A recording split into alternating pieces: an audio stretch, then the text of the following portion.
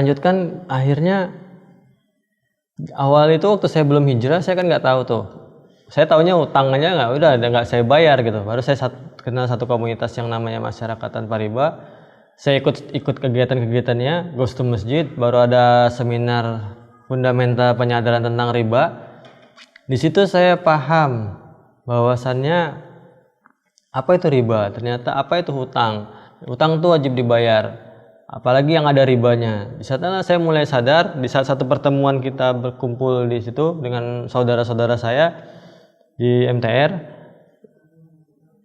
saya berazam, ya Allah, kalau memang Engkau kehendaki hamba berjihad atau berdakwah menyelamatkan umat dari jalur hutang dan riba, tolong selesaikan apabila ada sangkut paut hamba dengan riba di masa lalu, agar hamba bisa berdakwah dengan tenang lah, bahwasanya kita nggak ada lagi harta-harta riba yang ada dalam kita.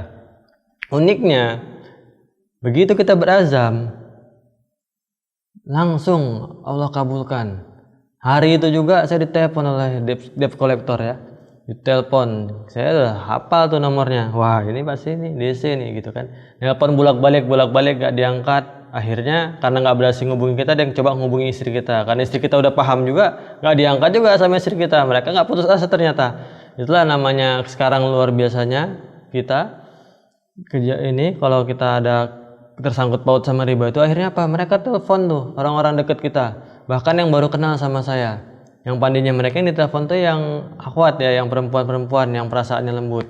Ditelepon, dimaki-maki, dimarah-marahi, dibilang menyembunyikan, melindungi saya lah segala macam. Akhirnya mereka nggak sanggup dan mereka telepon saya. Nah, akhirnya saya nyerah juga. Tolonglah bang, ditelepon.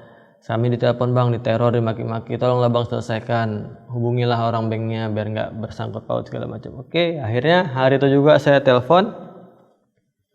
Saya minta nomor telepon yang ininya, yang ada masuk WA saya mengaku dari bank tersebut.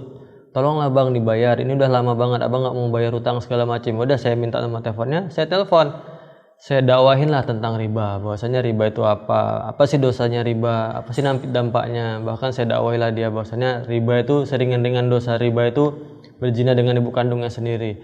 Akhirnya takut juga. Dia paksa saya tetap bayar. Saya bilang saya tetap bayar, tapi saya cuma mau bayar pokoknya saja. Karena kalau saya bayar bunganya, saya kena riba lagi. Berarti rusak dong hijrah saya. Berarti Mas sama dengan memaksa saya berzina dengan ibu saya sendiri. Alhamdulillah, itulah kemudahan Allah kasih.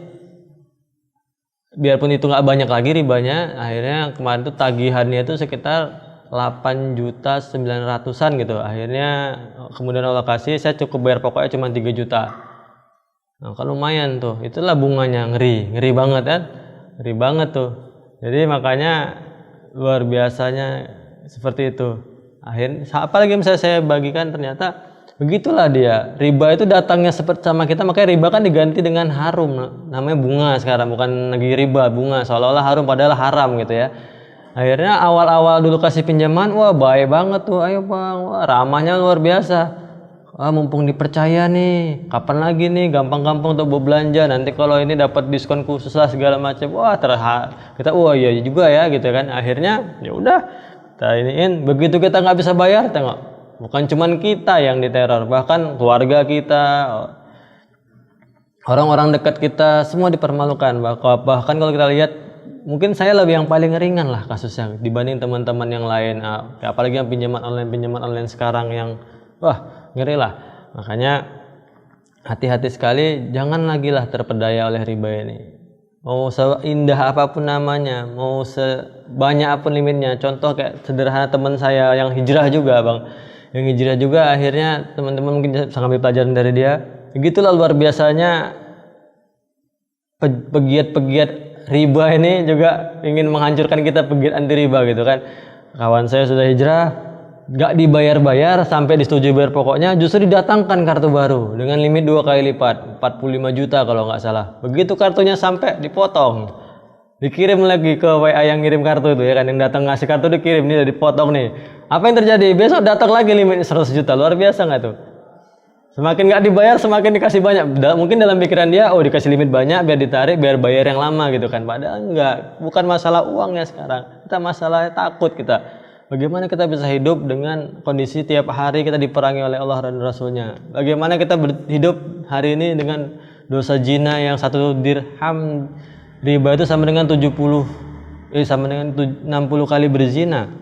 Luar biasanya. Jadi bukan masalah uangnya yang kita permasalahkan, tapi dosanya yang memang ya cukup kita rasakan lah. Belum lagi karena memang saya udah aktif di dakwah riba ini, saya ketemu beberapa teman-teman yang memang saking mengerikannya riba ini sampai dia ditinggal sama istrinya, anaknya berantakan, kuliahnya pakai narkoba. Sebenarnya itu sumbernya dari riba semuanya, tapi banyak orang-orang di luar sana nggak paham, menganggap ya biasalah namanya kehidupan, ada aja masalah, padahal masalahnya cuma satu, riba. Kenapa? Contoh teman saya kemarin baru hijrah riba, dulu kepala bank, salah satu bank swasta di Indonesia, bahkan BUMN.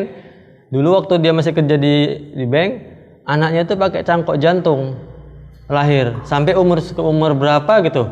Begitu dia hijrah 2-3 tahun terakhir, di saat dia bertobat, akhirnya dia berobat ke dokter, ngecek kondisi anaknya, tiba-tiba cangkok jantungnya tuh hilang. Siapa yang menghilangkannya? Allah. Banyak keajaiban-keajaiban yang memang kita temukan di saat kita betul-betul hijrah. Termasuk saya juga menemukan banyak keajaiban-keajaiban. Dulu saya berpikir kalau mau usaha tuh utang, pikir cari bank yang mempercaya. Justru hari ini dengan kita benar-benar berazam nggak mau lagi deket-deket sama riba, ya alhamdulillah. Kita mau usaha apa, Allah yang kirimkan. Ini orangnya yang bakal bantu, ini orangnya yang bakal bantu, mudah semuanya. Tapi kebanyakan kita hari ini agak bergeser akidahnya, jadi sedikit-sedikit bank, mau ini utang, mau punya rumah utang. Kalau nyewa rumah kenapa rupanya? Kalau tetap cuman cukup naik motor ya kenapa rupanya? Kenapa harus dipaksakan gitu? Jadi ya cukuplah pelajaran kami ini menjadi inspirasi bagi teman-teman sekalian.